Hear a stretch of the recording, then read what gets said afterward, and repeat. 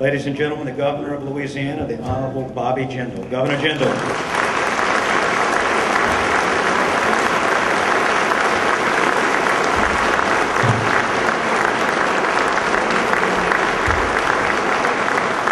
Thank you very much. Thank you. Thank you all very much. Mr. Speaker, Mr. President, fellow statewide elected officials, the senators, the representatives, family, friends, fellow residents of the great state of Louisiana.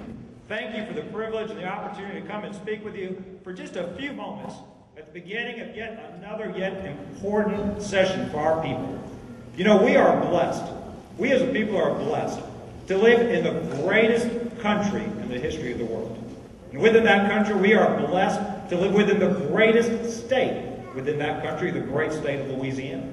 One of the reasons I call us blessed to be citizens of this great country and this great state is we live in a state, we live in a country where our elected leaders work for us.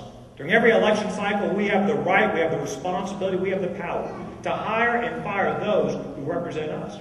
Lest we ever take these privileges, these rights, these freedoms for granted.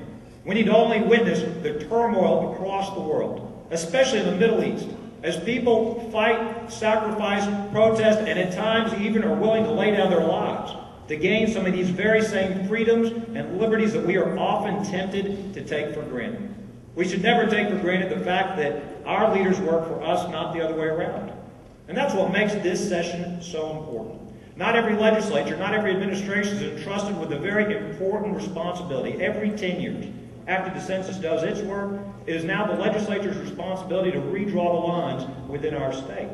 Now, some describe this process as the elected leaders, the politicians, selecting their voters instead of the other way around. But in reality, the purpose of this session is far more important than that. Part of what makes our democracy so important is the sacred principle of one person, one vote. And for redistricting to truly achieve its purpose, it is important that we continue to uphold that responsibility in the process over these next 3 weeks. Now, I know there'll be challenging times ahead of us. But I also know that in our state, we've had a great tradition of working across party lines. You have seen that in Washington, D.C. with our members of our delegation.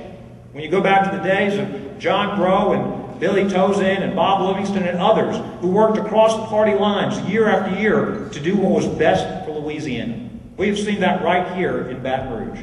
Throughout the decades, we've seen a tradition of nonpartisanship when it came to putting Louisiana first. I want to commend this legislature. Even with a Democratic majority a little over 3 years ago, you elected the first Republican speaker in modern history. I want to commend this legislature. Even with now a Republican majority, you have a Democratic president of the Senate. In the Senate, you've now got a Republican chairman of the Finance Committee. In our House, even with a Republican majority, you've got a Democratic chairman of your Appropriations Committee. And the list goes on and on and on. This is a practice that confounds those in Washington, D.C. and other state capitals where they recognize themselves by their party allegiance first, instead of recognizing themselves as Americans first. Here in this chamber and in the chamber across the Great Hall, we know we come together as Louisianians first, not as Democrats, Republicans, or Independents first.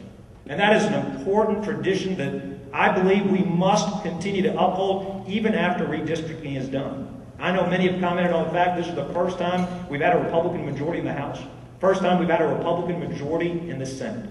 But I think what is more important is that we continue that nonpartisan tradition of chairman and leadership selected based on individual abilities and leadership qualities, not party affiliation or loyalties. Finally, I would say this. I know certainly that the next 3 weeks there'll be many opportunities for disagreement. Many times and opportunities for heated discussions and principled stands. And that is a part of the process. That's a healthy part of the process. But I'd like to remind us of this as well. And it may be easier for me to say this, seeing as how you really can't redraw my lines, even as you debate about your own lines.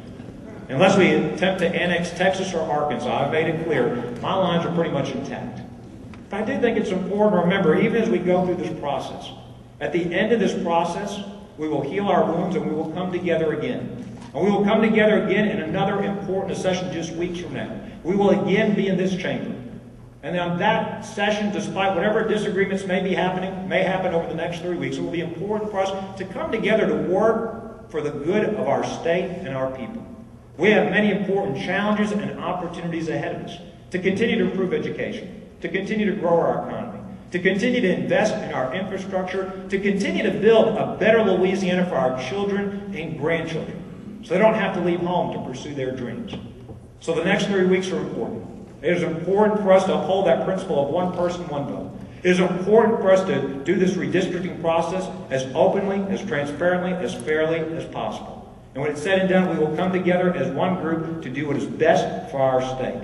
I want to thank you for your work. I want to thank you for the sacrifices you make on behalf of our state. And may God continue to bless each and every one of you.